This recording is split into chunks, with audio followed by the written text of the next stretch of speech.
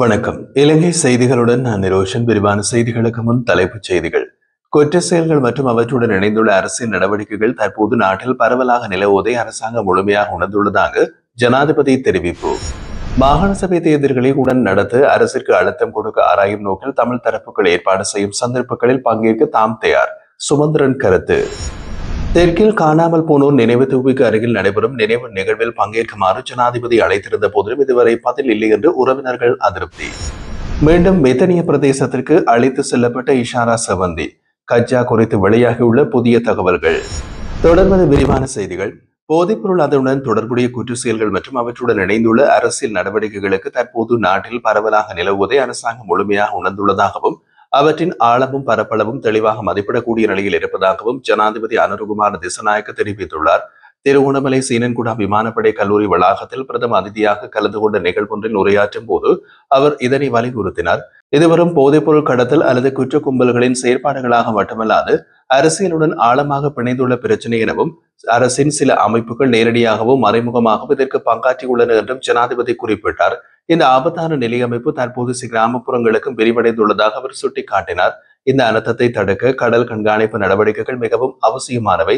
தாய்நாட்டின் பாதுகாப்பிற்கும் மக்களின் நலனுக்கும் அந்த கண்காணிப்பை சிறப்பாக நிறைவேற்றுவது விமானப்படையினரின் முக்கிய பொறுப்பாகும் எனவும் அவர் வலியுறுத்தினார். அத்தோடு நாட்டில் அனைத்து துறைகளிலும் தொழில்முறை ஒழுக்கம் மிக அவசியம் எனவும் அரசு நிறுவனங்களுக்கு வழங்கப்பட்ட பொறுப்புகளில் மக்கள் நம்பிக்கை வைத்திருப்பதாகவும் ஜனாதிபதி தெரிவித்தார். மக்களின் வரி பணத்திலிருந்து சம்பளமும் சலுகைகளும் பெறும் சிலர் அதே சமயம் மக்களுக்கு எதிராகவே தங்களின் பதவிகளை தவறாக பயன்படுத்துகின்றார்கள் என்பதை நாங்கள் அறிந்துள்ளோம். இதன் விளைவாக நாட்டின் அரச பொறிமுறை என்று கடுமையான தொழில்முறை வீழ்ச்சியை காண்கின்றது என்று ஜனாதிபதி அனுரகுமார திசாநாயக்க தெரிவித்தார்.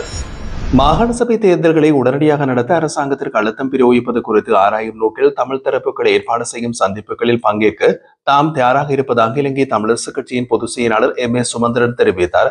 ஆனால் எதிர்வரும் மாகாண சபை தேர்தல்களில் தமிழ் தரப்புகள் ஒன்றிணைந்து பயணிப்பது குறித்து கலந்துரையாடும் நோக்கில் நடைபெறும் சந்திப்புகளில் பங்கேற்பது தொடர்பான முடிவு கட்சியால் எடுக்கப்படும் என்றும் குறிப்பிட்டார். நீண்ட காலமாக இழுத்தடிப்பு செய்யப்பட்டு வரும் மாகாண சபை தேர்தல்கள் விரைவில் நடத்தப்பட வேண்டியதன் அவசியத்தை வலியுறுத்தும் வகையில் தமிழ் தேசிய அரசியல் கட்சிகளின் பிரதிநிதிகள் பங்கேற்ற சந்திப்பொன்று கடந்த புதன்கிழமை யாழ்ப்பாணத்தில் நடைபெற்றது. அதில் ஜனநாயக தமிழ் தேசிய கூட்டணியின் ஊடக பேச்சாளர் சுரேஷ் பிரேமச்சந்திரன், தமிழீழ விடுதலை இயக்க தலைவர் மற்றும் பாராளுமன்ற உறுப்பினர் செல்வம் அடைக்கலநாதன், தமிழீழ மக்கள் விடுதலை கழக தலைவர் தர்மலிங்கம் சித்தாந்தன், ஜனநாயக போராளிகள் கட்சியின் தலைவர் வேந்தன், சமத்துவ கட்சி தலைவர் சந்திரகுமார் மற்றும் முன்னாள் இணைந்த வடக்கு கிழக்கு மாகாண முதலமைச்சர் வரதராஜ பெருமாள் ஆகியோர் பங்கேற்றனர். இந்த கூட்டத்தில் மாகாண சபை தேர்தல்களை விரைவில் நடத்த அரசாங்கத்திற்கு அழுத்தம் பிரயோகிக்க வேண்டும் என்றும் அதனை இலக்காக கொண்டு தமிழ் தரப்புகள் ஒன்றிணைந்து செயல்பட வேண்டும் என்றும் வலியுறுத்தப்பட்டது. இலங்கை தமிழரசு கட்சிக்கும் இந்த கூட்டத்தில் பங்கேற்க அழைப்பு விடுக்கப்பட்டிருந்த போதிலும் அந்த கட்சியின் சார்பில் எவரும் கலந்து கொள்ளவில்லை. இது குறித்து சுரேஷ் பிரேமச்சந்திரன் விளக்கம் அளித்த போது M.A. சுமந்திரன் தனிப்பட்ட காரணங்களால் கலந்து கொள்ள முடியாததாக தெரிவித்தார்.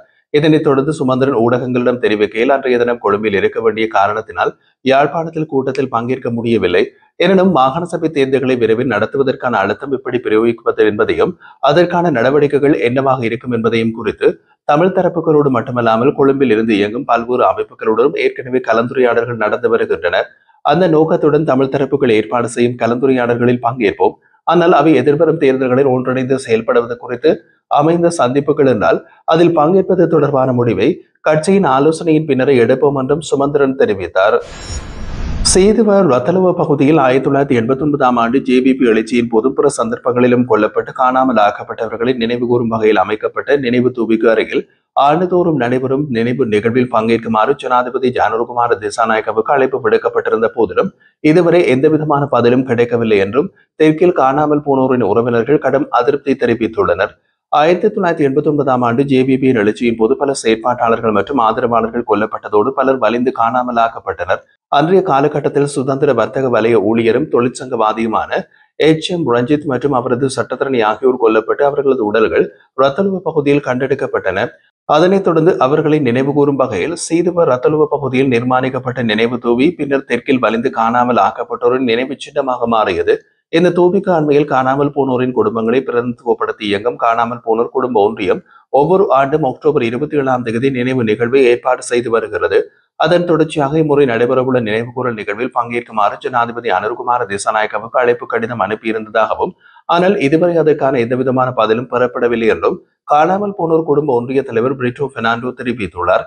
மேலும் பாதிக்கப்பட்ட குடும்பங்களை சந்திக்க ஜனாதிபதி நேரம் ஒதுக்குமாறு கோரி தனி கடிதம் ஒன்று அனுப்பியிருந்ததாகவும் அதற்கும் பதில் வராதது குறித்து அவர் கவலை வெளியிட்டார். வலிந்து காணாமலாக்கப்பட்ட குடும்பங்களின் துயரத்தை தாமும் ஜனாதிபதி பலமுறை பொதுவாக வெளிப்படுத்தியுள்ள நிலையிலும் இந்த நினைவு நிகழ்வில் பங்கேற்பது குறித்து பதில் வழங்காதது அவர்களை பெரிதும் வருத்தமடைய செய்துள்ளதாக பாதிக்கப்பட்ட குடும்பங்கள் தெரிவித்துள்ளன. மக்களின் அன்பும் நெருக்கமான தொடர்புகளும் தான் தனது உடல் மற்றும் மன ஆரோக்கியத்தில் முக்கிய காரணம் என்று முன்னாள் ஜனாதிபதி மஹிந்த ராஜபக்ச தெரிவித்துள்ளார். தங்காலை கால்டன் இல்லத்திலிருந்து சமூக ஊடகங்களில் வெளியிடப்பட்ட 11 அவர் இதனை குறிப்பிட்டுள்ளார். அவர் மேலும் கூறுகையில், மக்களுடன் சுதந்திரமாக இருப்பதையே நான் மிகவும் விரும்புகின்றேன். அவர்களுடன் இருப்பது ஒருபோதும் எனக்கு சோர்வை ஏற்படுத்தாது. இது எனக்கான ஒரு பழக்கம், ஒரு பிணைப்பு, அனைவருக்கும் கிடைக்காத ஒரு அரிய வாய்ப்பு என்றார். மக்களின் நம்பிக்கையிலும் பாசத்திலும் உருவாகும் மனது உறவுகளை ஒரு தலைவரின் சகிப்புத்தன்மையையும் தைரியத்துடனும் சவால்களை எதிர்கொள்ளும் ஆற்றலையும் வளர்க்கின்றன. மக்களுடன் சேர்ந்து இருப்பது எனக்கு உடல் பலத்தையும் மன அமைதியையும் அளிக்கின்றது. மேலும் அவர் எப்போதும் அன்புடன் வந்து நலம் விசாரிக்கும் உரையாடும் எனது பிரியமான மக்களுக்கும் எனது அரசியல் சகாக்களுக்கும் இதயம் கலந்து நன்றியை தெரிவிக்கின்றேன் என்றும் உங்கள் அன்பும் ஆதரவும் எனக்கு எப்போதும் ஊக்கமாக இருக்கிறது என்றும் பதிவிட்டுள்ளார். நேபாளத்தில் கைது செய்யப்பட்ட இஷாரா சம்பந்தி மேலதிக விசாரணைகளுக்காக நேற்று மீண்டும் மெத்தனிய பிரதேசத்திற்கு அழைத்துச் செல்லப்பட்டார் என்று காவல்துறை தெரிவித்துள்ளது. செவந்தி மற்றும் தொடர்புடைய சந்தேக நபர்களிடம் மேற்கொள்ளப்பட்ட விசாரணைகளின் போது கச்சா என்று அறியப்பட்ட அருண் விதானகவை கொலை சம்பவத்துடன் தொடர்புடைய பல முக்கிய தகவல்கள் வெளிப்பட்டுள்ளதாக கூறப்படுகிறது. விசாரணையின் போது கணேமுல்ல சஞ்சீவ கொல்லப்படுவதற்கு முன் முதல் நாள் கமாண்டோ சலிந்து என்பவருடன் மித்தனியாவில் தங்கியிருந்ததாகவும் அது ஹெகல் பத்ர பத்மேவின் உத்தரவின் பேரிலேயே நடந்ததாகவும் இஷாரா செவந்தி தெரிவித்துள்ளார். அதே நேரம் அந்த தினமே பத்மேவின் அறிவுறுத்தலுக்கு அமைய கொழும்புக்கு திரும்பியதாகவும் மறுநாள் பிப்ரவரி 19ஆம் தேதி நீதிமன்ற வளாகத்தில் கணேமுல்ல சஞ்சீவ சுட்டுக் கொல்லப்பட்டதாகவும் கூறியுள்ளார். பிப்ரவரி 18 அன்று கஜா கொலைக்காகவே ஹெகல் பத்ர பத்மே செவந்தியையும் துப்பாக்கி சூடு நடத்திய நபரையும் மெத்தனியாவுக்கு அனுப்பியிருக்கலாம். எனினும் பின்னர் திட்டம் மாற்றப்பட்டதால் அவர்கள் சஞ்சீவ கொலைக்காக அவசரமாக கொழும்புக்கு அழைக்கப்பட்டிருக்கலாம் என்று வேறொரு குழு ஒன்று கஜாவை அந்த நாளிலேயே கொலை செய்திருக்கலாம் என்றும் காவல்துறை சந்தேகிக்கிறது. இதற்கிடையில் சஞ்சீவ கொலைக்கு பின்னால் தலைமறைவாக இருந்த பொது சிப்பந்தி பயன்படுத்திய கையடக்க தொலைபேசி கம்பகா பகுதியில் புதைக்கப்பட்ட நிலையில் மீட்கப்பட்டுள்ளது. அது அவர் தப்பி செல்லும் போது சாரதியிடம் ஒப்படைத்ததாகவும் விசாரணையில் தெரிய வந்துள்ளது. அந்த தொலைபேசியிலிருந்து பல முக்கிய தகவல்கள் கிடைத்துள்ளதாகவும் அவற்றின் அடிப்படையில் மேலும் பலர் கைது செய்யப்படுவார்கள் என்றும் காவல்துறை தெரிவிக்கிறது. இதேவேளை மேல் மாகாணத்திற்கு குற்ற விசாரணை பிரிவில் தடுத்து வைக்கப்பட்டுள்ள நுகைகொட பேபி எனப்படுபவர் கொடுச்சலைந்தவின் அச்சுறுத்தலால் இந்தியா வழியாக துபாய்க்கு தப்பி சென்றதாகவும் அங்கு ஹெகல் பத்ர பத்மேவை சந்தித்ததோடு அவரது போதைப்பொருள் மற்றும் குற்ற வலையமைப்பில் இணைந்து செயற்பட்டதாகவும் விசாரணைகளில் கூறியுள்ளார். பபியிடமிருந்து கிடைத்த தகவல்களின் அடிப்படை நுகைகொட ஜம்பு ஹஸ்முல்ல பகுதியில் புதைக்கப்பட்டிருந்த ஒரு கையறை கொண்டும் 10 துப்பாக்கி தோட்டாகளும் மீட்கப்பட்டதாக காவல்துறை தெரிவித்துள்ளது. மேலும் கடந்த சில தினங்களில் இஷாரா செவந்தி கொழும்பு குற்ற விசாரணை பிரிவினரால் அழுத்கம, தொடங்குட மற்றும் மித்தனிய பகுதிகளுக்கு அழைத்துச் செல்லப்பட்டார். அங்கு அவருக்கு அடைக்கலம் வழங்கியதாக கூறப்படும் காவல்துறை கான்ஸ்டபிள் ஒருவர், அவரது மனைவியின் தாயார், மித்தனியவாசி சமுனின் மனைவி உள்ளிட்ட மற்றும் ஒருவரும் கைது செய்யப்பட்டனர். சஞ்சீவ கொலை நடைபெற்ற நாளிலேயே இஷாரா செவந்தி கைதான காவல்துறை கான்ஸ்டபிளின் வீட்டில் 1.5 நாள் தங்கியிருந்ததாகவும் தங்கியிருந்த காலத்தில் அவர் யார் என்பதை தெரியாமல் இருந்ததாகவும் கான்ஸ்டபிள் கூறியுள்ளார். இதற்கிடையில் கணேமுல்ல சஞ்சீவ கொலை வழக்கில் கைதாகி விளக்கமறியல் வைக்கப்பட்டிருந்த இஷாரா செவந்தியின் சகோதரருக்கு பிணை வழங்குவதற்கு கொழும்பு மேல் நீதிமன்றம் நேற்று அனுமதி அளித்துள்ளது. அவர் குறித்த கொலைக்காக துணை நின்றதாக கூறி கடந்த பிப்ரவரி 25ஆம் தேதி கைது செய்யப்பட்டிருந்தமை குறிப்பிடத்தக்கது.